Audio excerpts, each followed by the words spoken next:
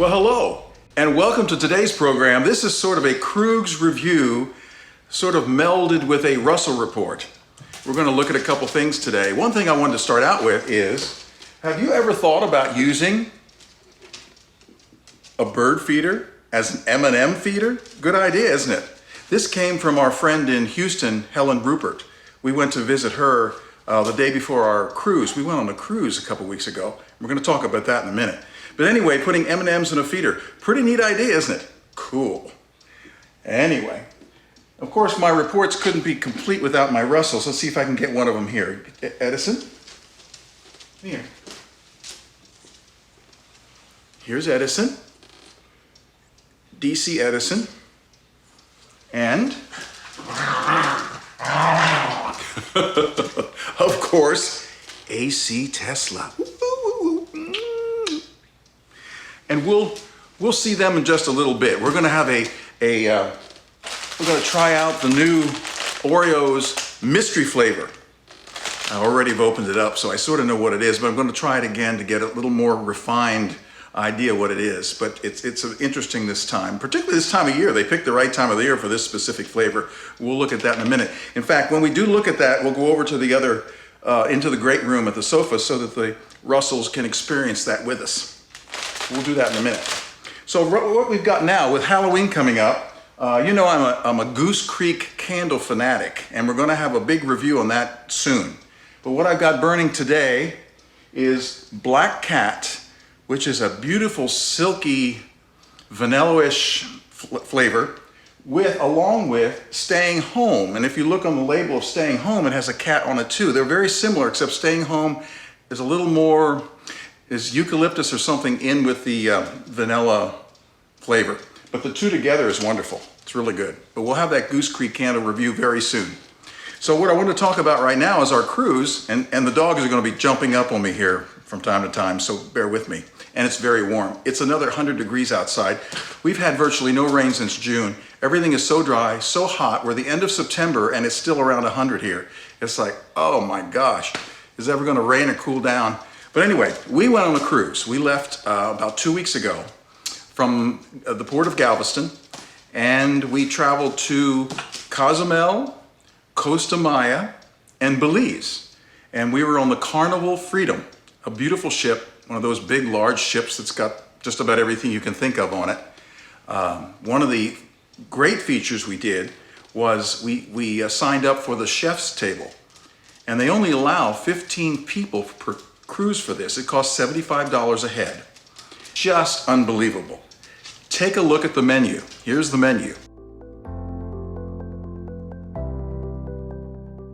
Now, take a look at some of the food we ate. Here are some of the courses. Beginning with the appetizer, which we got to go actually into the kitchen of the ship.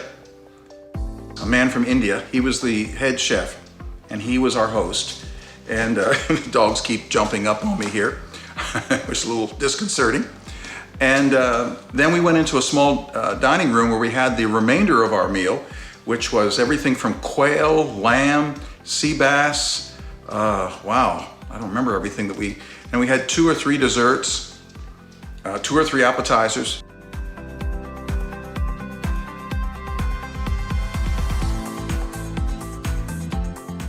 Our first stop was in Belize, and I had never been there before. And we didn't go way inland. We just went to the little village area there on the dock. But it was sort of interesting. Beautiful coast. And then finally, we went to Cozumel. And we've been to Cozumel many times. It's a favorite of ours. It's a very, very pretty island off the coast of the Yucatan Peninsula. The waters are beautiful, beautiful aqua clear water. It's just a beautiful paradise. We didn't do any excursions this time. We decided not to. We just wanted to go on shore and walk around to the shops and do that kind of thing. Just the touristy stuff, typical.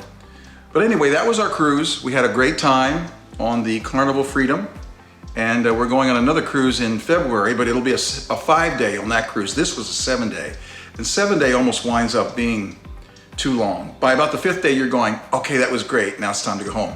And of course, our babies, Edison and Tesla, were in the kennel, at the kennel, and I don't think they were crazy about that. I pity the poor people that had to take care of them. They're such a Well, they have sort of settled down a bit, but I can imagine the kennel with the barking and carrying on. It's not great. But they were really glad to get home here and be with us again. And we're sort of back into the old routine, so that's a good thing. Now, let's go over to the great room and let's try out these Mystery Oreos and see what we think. Guys, you ready to go try some cookies? Ooh boy, I think they just about broke their neck turning back looking at me when I said that. Okay, here we go. Okay, here we are over in the great room with the great Russells, Edison and Tesla. I almost said Murphy. Boy, I still miss Murphy. He was such a good boy.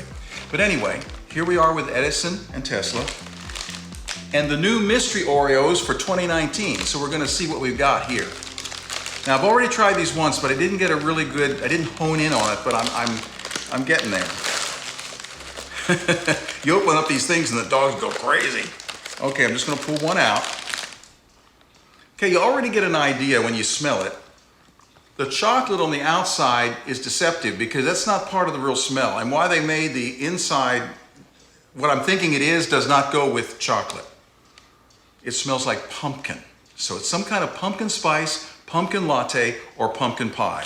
It's one of those three things. I'm gonna eat just the filling and see if I can get a good idea without a rustled tongue in my mouth. Let me see.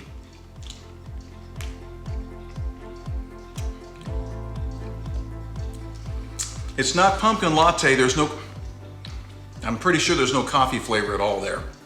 So it's not pumpkin latte. And it's not real spicy. My decision of what this is pumpkin pie. I would say it's straight pumpkin pie, and you've been good boys. They've been good boys. So they're gonna get, here's a piece for you. There you go. Oh, you're gonna get the big piece. Oh, there they go. So anyway, there you go. My vote is for pumpkin pie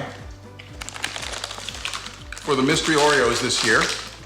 I think last year it was Fruity Pebbles, is what it was. And it did taste like that. They weren't particularly good, but this is actually pretty good. The chocolate's a little, the outside part is a little weird with the pumpkin, but it's okay. So anyway, that's our program for today. I'd like to remind you that I'm going to be doing a big review on the Goose Creek candles, which I am a fanatic of. I love Goose Creek versus Yankee, and they're much cheaper. The smell is much better. They're stronger throw, which means they're just stronger. And some really unique scents, and we'll go through that. In a few weeks, we'll have something like that. Also, this is my 50th year as church organist, and I'm going to start recording some organ works, hymn arrangements, some classical things, odds and ends. We'll be starting that soon too. In fact, in the next week, I'll be doing an introduction to the series at the organ, showing you the Auburn Galanti organ here in the great room, and sort of giving you a little tour of the organ itself before we start the series. But until then, this is Barry Kruger with the Russells, thanking you for joining us and hope to see you soon. Bye.